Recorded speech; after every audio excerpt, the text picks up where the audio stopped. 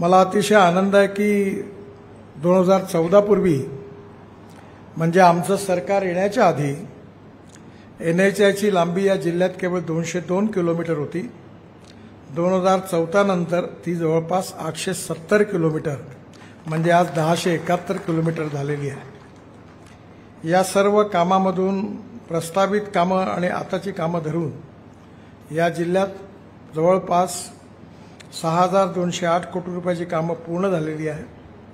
3500 कोटी रुपयाची कामं प्रगतीत आहे आणि आज जवळपास नवीन कामं ही 1500 कोटी रुपयाची मंजूर आहे आणि शिवाय सुरत चेन्नई या महत्त्वाच्या रस्त्याची देखील कामं आहेत। आज ज्या कार्याचा शुभारंभ होत आहे त्याची किंमत 1380 कोटी रुपयाची 4 कामं आहेत। पहिलं काम नांदूर शिंगोटे ते कोल्हार हे 47 किलोमीटर 326 कोटीचं काम आहे। आताच विखे पाटलांनी सांगितल्याप्रमाणे त्याचं 4 लेनिंग करण्याचा प्रयत्न आम्ही नक्की करू आणि त्या ठिकाणी 4 लेनिंग झाल्यामुळे लोकांची नक्कीच सोय होणार आहे। तळेगाव जंक्शन जे आहे तिथे त्यांनी सूचना केली ते जंक्शन रिडिझाईन करू आणि त्या ठिकाणी ट्रॅफिक जाम होणार नाही याची पण काळजी घेऊ। त्याचबरोबर त्यांनी पुढे कसारापासून तिकडेही पण 4 लेनची मागणी केली आहे। ते पुढच्या ॲन्युअल प्लॅनमध्ये ते नक्की टाकून ते पण करून देऊ असा विश्वास मी त्यांना देतो। नगर ते सबळखेड व पुढे आष्टी चिंचपूर या देखील 2 लेन पेव शोल्डर 50 किलोमीटर 700 कोटी रुपयाच्या रस्त्याचं आज भूमिपूजन होत आहे। निविदा निश्चित झाल्या त्याचंही भूमिपूजन होईल। बेल्ले अलकुरी निगोज शिरूर यात देखील 38 किलोमीटर 390 कोटी रुपये याचंही भूमिपूजन आज आपण करतोय आणि श्रीगोंदा शहरातल्या एका लहान पुलाचं 11 कोटी रुपये अशी 4 कामाचं आज भूमिपूजन होत आहे। अनेक वर्षापासून एक अडचणीचे 2 मुद्दे या जिल्ह्यात होते। एक म्हणजे धुळे नगर या रस्त्यावर मालेगाव मनमाड कोपरगाव याची लांबी 76 किलोमीटर होती। हा BOT प्रोजेक्ट होता आणि या प्रोजेक्टमधून विशेषतः महाराष्ट्र सरकारने तो BOT दिल्यामुळे NH जाहीर केल्यावर आम्हाला काम करण्याची अडचण होती, पण आता त्याचा कालावधी संपलेला आहे। त्याचा आम्ही ऑलरेडी त्या रोडचा DPR तयार करायला घेतलेला आहे। हे ट्रॅफिक 30,000 आहे। सध्या 4 लेनचा आम्ही विचार करतो आहे, पण 30 लेन असला तर जागा अवेलेबल असेल तर 6 लेनचा आम्ही हा रस्ता करण्याचा जरूर विचार करू असा विश्वास मी आपल्या सगळ्यांना देऊ इच्छितो आणि याचेही काम 6 महिन्यात सुरू होईल। दुसरा जो नगर करमाळा टेंभुर्णी सोलापूर हा देखील 80 किलोमीटर लांबीचा चौपदरीकरण पूर्ण झालेला आहे। त्यामध्ये करमाळा टेंभुर्णी आणि सोलापूर या भागाचं चौपदरीकरण ₹1100 कोटी रुपये हे देखील मंजूर झालं आहे आणि त्याची निविदा निश्चित झालेली आहे। यामुळे नगर सोलापूर ही कनेक्टिव्हिटी 4 लेन होणार आहे। याशिवाय CRF मध्ये 275 कोटीची 31 कामं ही मंजूर केली असून त्यापैकी 25 कोटीची 3 कामं यावर्षी सुरू होत आहेत।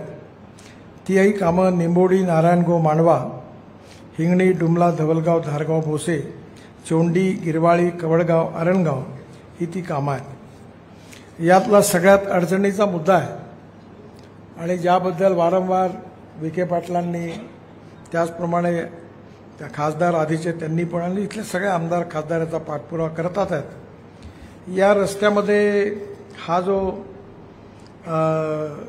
आपल्या अहमदनगरपासून तर शिर्डीपर्यंतचा हा जो रस्ता आहे हा अडचणीचा आहे। काय मलाही कळत नाही। आतापर्यंत 3 कॉन्ट्रॅक्टर आले आणि तिघांनाही टर्मिनेट करावं लागलं। आता 4थं टेंडर काढलेलं आहे। आमचा हा नाईलाज आहे की सरकारी नियमामध्ये मी सगळे टेंडर करून ट्रान्सपरन्सीने काम करतो आणि त्याचे काही फायदे आहेत काही तोटे आहेत आणि आता मी सूचना देईन की या 3ही कॉन्ट्रॅक्टरला ब्लॅकलिस्टेड करा, त्यांची बँक गॅरंटी जप्त करा आणि ते पुन्हा कुठल्याही कामात येत्या आधी या सगळ्या गोष्टीची काळजी घेतली पाहिजे कारण याचा लोकांना त्रास होतो। आणि आता नवीन टेंडर पुन्हा काढलेला आहे ते चांगल्या माणसाला जाणं आमच्या हातात नाही, कारण टेंडर कोण कसं भरतं हे काही सांगता येत नाही. पण याच्यानंतर हे काम मला वाटते आपल्या सगळ्यांच्या शुभेच्छांवर आपण चांगलं होईल. आणि बरेच दिवसापासून या रस्त्याचं जे भिजत गोंगडं पडलं आहे, ज्याच्याबद्दल मलाही अतिशय वाईट वाटतं. दरवेळेला येताना मलाही पण या गोष्टीचं नेहमी हे वाटतं की हे कसं रखडलेलं काम आहे. त्यामुळे याचंही सोल्युशन निघेल. सुरत, नाशिक, अहमदनगर, सोलापूर, अक्कलकोट, चेन्नई या हरित मार्गावर विशेषतः हा भारतमालामध्ये हा प्रकल्प होता. एकंदर ही लांबी 1600 किलोमीटर आहे आणि यामुळे 320 किलोमीटर दिल्ली चेन्नईचं अंतर कमी होणार आहे. हा ॲक्सिस कंट्रोल एक्सप्रेस हायवे आहे आणि हा विशेषतः नाशिक, अहिल्यानगर म्हणजे अहमदनगर, बीड, धाराशिव, सोलापूर या 5 जिल्ह्यातून जातो. यामध्ये नाशिक जिल्ह्यात 122 किलोमीटर, नगर जिल्ह्यात 141 किलोमीटर, बीड जिल्ह्यात 38 किलोमीटर आणि धाराशिव जिल्ह्यात 86 किलोमीटर, सोलापूर जिल्ह्यात 94 किलोमीटर. याचं जवळपास लँड ॲक्विजिशनमध्ये भारतमाला हा प्रोग्राम रद्द झाला. त्यामुळे या प्रकल्पाला पुन्हा मान्यता घेण्याकरता कॅबिनेटकडे आम्ही गेलो आहे. 1 महिन्याच्या आत कॅबिनेटची मंजुरी मिळेल असा मला विश्वास आहे. आणि ही मंजुरी मिळाल्याबरोबर ज्या शेतकऱ्यांचे लँड ॲक्विजिशनचे पैसे अडकलेले आहेत ते ताबडतोब त्यांना मिळतील आणि या रस्त्याचं काम पण सुरू होईल असा विश्वास मी आपल्या सगळ्यांना देतो. पण यात कॅबिनेटच्या अप्रुव्हलशिवाय आम्ही हे पैसे वाटू शकत नाही ही त्यामध्ये अडचण आहे. या प्रकल्पाकरता एकंदर 5 जिल्ह्यात 4231 हेक्टर जमीन आम्ही घेणार आहोत आणि हे 42,000 कोटी रुपयाचं काम आहे. आणि मला विश्वास आहे की या रस्त्यामुळे दिल्लीवरून म्हणजे उत्तरेतून दक्षिणेत जाण्याकरता आता मुंबई, पुणे, सोलापूर, कोल्हापूरला जाण्याची गरज नाही. तर डायरेक्ट दिल्लीवरून सुरत, सुरतवरून नाशिक, अहमदनगर, सोलापूर, सोलापूरहून कर्नूल आणि कर्नूलपासून चेन्नई, कन्याकुमारी, हैदराबाद, बेंगलोर, कोचीन, त्रिवेंद्रम म्हणजे सगळ्यात दक्षिणेचा ट्रॅफिक या रस्त्याने जाणार आहे. येणाऱ्या काळामध्ये या भागाचा औद्योगिक विकास, लॉजिस्टिक पार्क या सगळ्यांमध्ये याचा मोठा फायदा होणार आहे.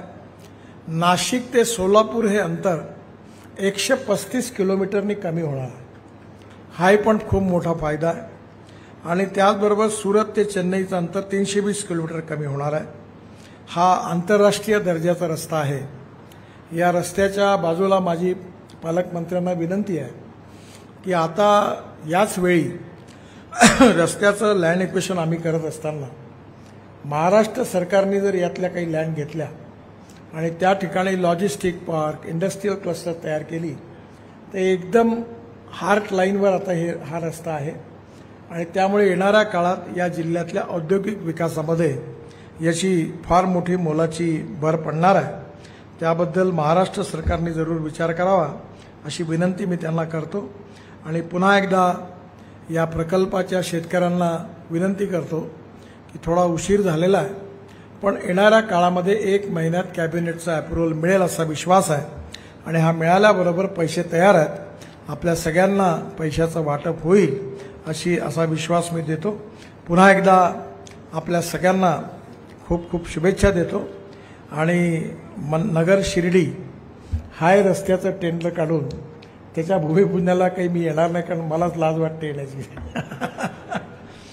कधी असं काम होत नाही. पण आता या तिन्ही कॉन्ट्रॅक्टरच्या बँक गॅरंट्या जप्त करून त्यांच्यावर जेवढी कठोर कारवाई करता येईल तेवढी नक्की करू. त्याचं टेंडर झालेलं आहे म्हणतात हे, पण माझा विश्वास नाही तर सुरू झाल्यावर, कारण एखाद्या गोष्टीला नाट लागला तसा हा रस्ता प्रॉब्लेमॅटिक झाला. त्यामुळे याचं काम लवकर सुरू होईल. पण याची जबाबदारी माझी आहे. त्यामुळे हाही रस्ता तुम्हाला उत्तम क्वालिटीचा तयार करून मिळेल असा विश्वास देतो.